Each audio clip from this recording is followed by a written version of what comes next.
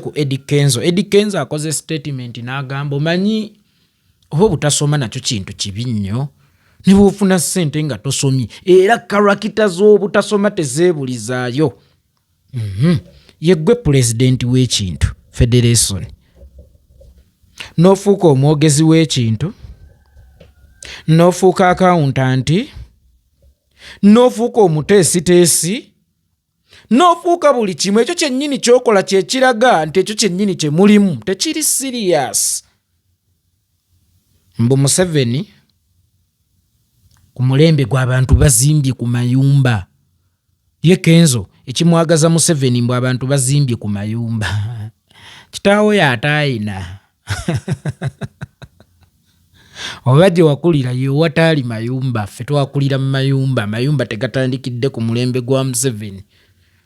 Waliwo jjajjawo omuntu kummwe yakulira ku muti nga akanyonyi yali talina nnyumba.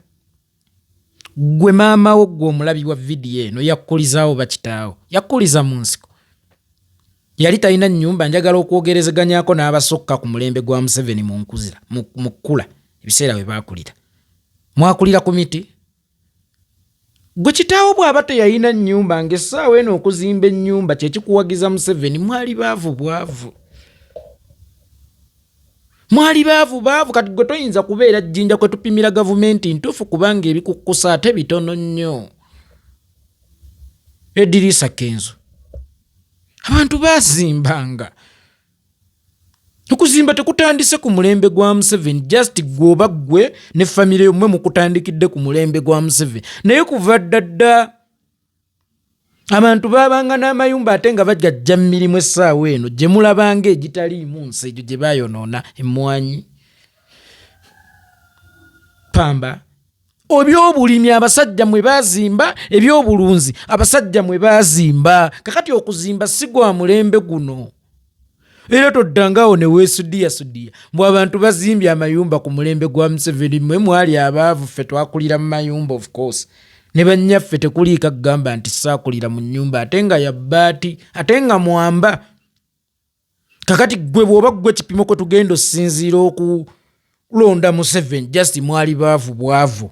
Guli kipimo kikyamu okupimirako okulonda Museveni n'agamba mbu kati abantu bazaala. Ne luli baazaalanga nakuba gavumenti eyaliwo yali teganya baana b'abantu kukulira ku street. Just kati gw'obasanga ku street n'otendereza emirembe egibukadde mu Uganda nti kakati abaana obasanga ku nguudo nga basabiriza. Ne luli baazaalanga. Okuzaala tekutandise ku bulembe guno. Ne luli baazaalanga ekyenjawulo ekiriwo abaana baalingako enkuzanga ne bannyaabwe tebannabajja mu manju ng'ogwabwe gwa kukuza baana. Ffe baatukubiranga okuyenjeera. Naye nga gy'oyenjeeredde oba n'emmere gy'ogenzeyo n'olya mmwe mwagabayo ensigo. Naye ng'ate kikkubya nga ku mulembe guno omwana ajja ku street gw'atalina waasuubira nti amumanyi naye nga anonye kyakulya. Oli n'agamba laba bannange namungi w'omuntu Museveni atukuzizza abantu kakati basobola okuzaala ne bakuza. Ne luli baazaalanga era ne bakuzanga lwakubanga baakulizanga mu nnambika. Bano boolaba ku street kabonero ka bwavu mu nsi yammwe. Luli abaana tebajjanga ku street, baabeeranga ku ssomero, baabeeranga waka, baabeeranga mu byamizannyo oba kutya abantu. Bano abamu ab'omulembe gwammwe abo be musanga ku nguudo ne mutendereza Museveni nti tuwezezza population for what? Gwe tokimanyi nti n'okuzaala ennyo kabonero ka bwavu. Omugagga azaalazaala. Omugagga azaalazaala. Bwe kuba okuzaala ennyo kyakwenyumiriza gw'olina bameka ku ssente z'olina. Bwe kuba okuzaala ennyo it is also an achievement kwe tusobola okukubira Museveni engalo gw'olina obusobozi. Lwaki Uganda yonna todi owning nga mulimu baana bo? Omanyi lwaki temuli baana bo? Era omanyi lwaki tozaalazaala olina ebyokukola? Ffe abakazi TV zaffe, abakazi zafuuka kiwummulo. Atalina TV bw'omaliriza okwebowa ng'ovudde gy'ovudde ng'ogenda ku TV yo ng'olaba ye mukyalawo. Ffe tetuwuliriza muzannyo gwa kadiidi ku Radio Uganda. Bakyala baffe be batutuningira zi radio ne tuwulira ku maloboozi ag'enjawulo. Kyolowooza ekiva mu baana. mugagga gyalowooleza okugenda yeebikke tulo twetumukuula eno ku ziraputopu ze. Omugagga abeera n'ebirowoozo mbu yaguze ssente, yaguze za bbeeyi nnyo, kati nze ate omwavu bye nneegomba bigulwa na nsimbi, gwe bw'oziguza zinnaazo obeera ondese. Bemboziza naguze ssente stress kati temufuna budde buzaala abalina ku ssente oba abalina ebyokkola. Era ffe abatalina byakkola ffe tuzaale nnyo ne muweerako Museveni achievement. Mulaba twaze population erinnye, abantu bazaala bwavu nabbula bikola, alina ebyokkola buli mwaka abeera muleeba.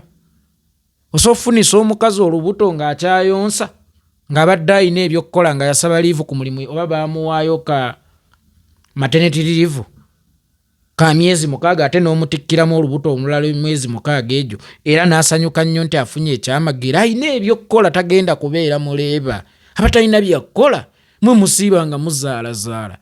Ensi okubeeramu abantu abangi kamu ku bubonero bwa bwavu, kubanga abaavu ffenna tukimanyi be basinga abagagga okuzaala. Omugagga abeera n'ettaka ddene nga mulimu ekikomera nga musolooza nnyinamu abaana besimanyi muwendo, osangamu abaana 2, oyo asusse nnyo naye ng'abasinga batera kukoma ku omu, n'osanga ffe abaawula kateni ng'omwana ali emabega wa kateni eyo nga mungi, kubanga tetulina nnyo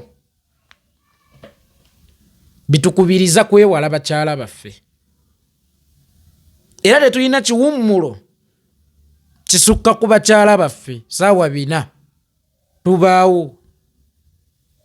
Era omwavu nga nze gw'osanga ng'agamba nti omukwano gwo gunsudde eddalu, nga gwasuula mugagga kyoyo eddalu. Alina ebyokkola, omwavu gwe gusuula eddalu kubanga gwabeera alowoozaako. So tobeerangaawo nti anti luli abantu twali batono, kaakati abantu twaze nnyo. Abantu basobola okuzaala bwavu. Ate era n'ensi terina kudda mabega.